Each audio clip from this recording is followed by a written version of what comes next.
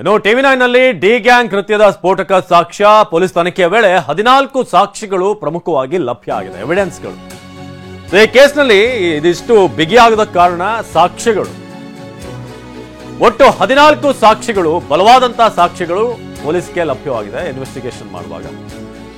ಮೊದಲನೇದಾಗಿ ರೇಣುಕಾ ಕೊಲೆ ನಡೆದಂತಹ ಸ್ಥಳದಲ್ಲಿ ದರ್ಶನ್ ಹೆಜ್ಜೆ ಗುರುತು, ದರ್ಶನ್ ಮೊಬೈಲ್ ಲೊಕೇಶನ್ ಸ್ಥಳದಲ್ಲಿ ಇದ್ದಿದ್ದು ಪತ್ತೆ ಆಗಿದೆ.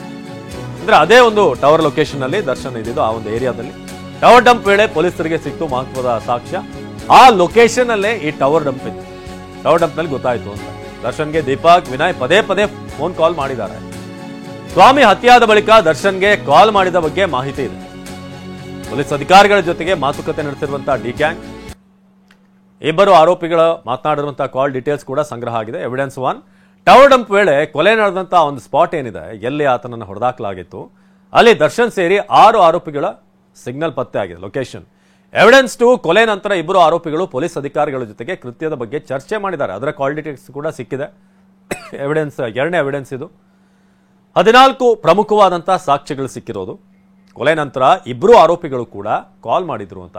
ಎವಿಡೆನ್ಸ್ 3 ಕೃತ್ಯದ ನಂತರ ಕಾರ್ತಿಕ್, ಕೇಶವ್, ನಿಖಿಲ್ ನಾಯಕ್ ತಾವೇ ಕೊಲೆ ಮಾಡಿರುವಂಥ ವಿಚಾರ. ದೀಪಕ್ ಮೃತದೇಹ ಬಿಸಾಡಲಿಕ್ಕೆ ಕೊಟ್ಟಿರುವಂತಹ ತಲಾ 5 ಲಕ್ಷ ಹಣವನ್ನ ಜಪ್ತಿ ಮಾಡಲಾಗಿದೆ. 5ನೇದು ದೀಪಕ್ ವಿಚಾರಣೆ ವೇಳೆ ಪ್ರದೋಷ್, ಪವನ್, ವಿನಯ್ ಹೆಸರು ಬಹಿರಂಗ ಆಗಿರೋದು. ಇನ್ನು 6ನೇ ಸಾಕ್ಷಿ ಅಂತಂದ್ರೆ ವಿನಯ್, ಪವನ್, ಪ್ರದೋಷ್ ವಿಚಾರಣೆ ವೇಳೆ ದರ್ಶನ್ ಹಾಗೂ ಪವಿತ್ರ ಗೌಡ ಬಗ್ಗೆ ಅವರು ಹೇಳಿರೋದು. ಇನ್ನು ರೇಣುಕಾ ಸ್ವಾಮಿ ಅಶ್ಲೀಲ ಮೆಸೇಜ್ ಮಾಡ್ತಿದ್ದ ಬಗ್ಗೆ ದರ್ಶನ್ಗೆ ತಿಳಿಸಿದ್ದಾಗಿ ಪವಿತ್ರ ಸ್ಟೇಟ್ಮೆಂಟ್ ಕೊಟ್ಟಿದ್ದಾರೆ.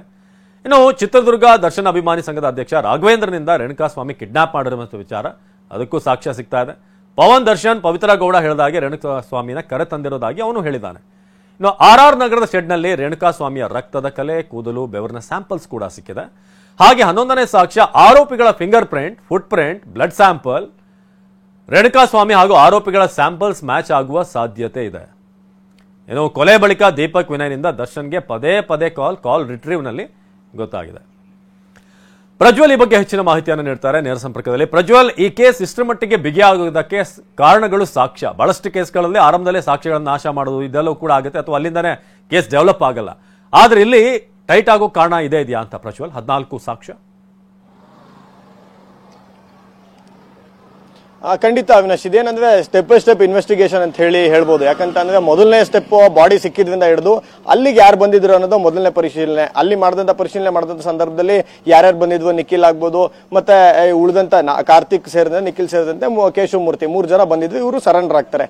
ಇಲ್ಲಿಂದ ಇನ್ವೆಸ್ಟಿಗೇಷನ್ ಮೊದಲಿಗೆ ಸ್ಟಾರ್ಟ್ ಆಗುತ್ತೆ. ಅದಾದ್ಮೇಲೆ ಪ್ರಮುಖವಾಗಿ ಇವರು ಸಾಕ್ಷಿಗಳ ರೀತಿಯಲ್ಲಿ ಪರಿಗಣನೆ ಮಾಡ್ಕೊಂಡು ಹೋಗೋದು ಯಾವ ರೀತಿ ಅಂದ್ರೆ, ಈಗ ಕೃತ್ಯ ನಡೆದಂತ ಸ್ಥಳದಲ್ಲಿ ಯಾರ್ಯಾರೆಲ್ಲ ಇದ್ರು, ಅಲ್ಲಿ ಯಾರ್ಯಾರೆಲ್ಲ ಇದ್ರು ಅನ್ನೋದಕ್ಕೆ ಎವಿಡೆನ್ಸ್ ಬೇಕಾಗುತ್ತೆ. ಏನ್ ಬೇಕಾಗುತ್ತೆ? ಒಂದು, ಅವರ ಫೋನ್ಗಳು ಅಲ್ಲೇ ಆಕ್ಟಿವೇಟ್ ಆಗಿ ಅಲ್ಲಿ ವರ್ಕ್ ಆಗಿರುವಂತದ್ದು, ಮತ್ತೆ ಅವರು ಅಲ್ಲಿರುವಂತಹ CCTV ಕ್ಯಾಮೆರಾಗಳಲ್ಲಿ ಕ್ಯಾಪ್ಚರ್ ಆಗಿರುವಂತದ್ದು, ಇದೆರಡು ಕೂಡ ಆಗಿದೆ.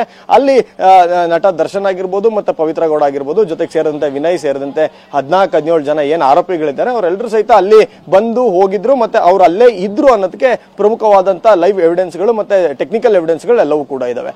ಮತ್ತೆ ಎರಡನೇದಾಗಿ ಇವರ ವಿಚಾರಣೆ ವೇಳೆ ಮಾಡಿದಂತ ಸಂದರ್ಭದಲ್ಲಿ, ಇವರು ತನಿಖೆ ಸರೆಂಡರ್ ಮಾಡ್ಕೊಂಡಂತ ಸಂದರ್ಭದಲ್ಲಿ, ಅವ್ರನ್ನ ವಿಚಾರಣೆ ಮಾಡಿದಂತ ಸಂದರ್ಭದಲ್ಲಿ ತಲಾ 5 ಲಕ್ಷ ರಿಸೀವ್ ಆಗಿದೆ ಅನ್ನೋದಿದೆ. ಆ ರಿಸೀವ್ ಆಗಿರೋದಕ್ಕೆ 5 ಲಕ್ಷ ಕ್ಯಾಶ್ ರಿಸೀವ್ ಆಗಿದೆ. ಈಗ ಆ ಕ್ಯಾಶ್ ನ ಅಧಿಕಾರಿಗಳು ಜಪ್ತಿಯನ್ನ ಮಾಡ್ಕೊಂಡಿದ್ದಾರೆ. ಅಲ್ಲಿಗೆ ಒಂದು ಕಡೆಯಿಂದ ಡೈರೆಕ್ಷನ್ ಬಂತು, ಆ ಡೈರೆಕ್ಷನ್ ಇಂಪ್ಲಿಮೆಂಟ್ ಮಾಡಿದ್ರು ಅನ್ನೋದಕ್ಕೆ ಬೇಕಾದಂತ ಸಾಕ್ಷ್ಯಾಧಾರಗಳು ರೆಡಿ ಆಯ್ತು.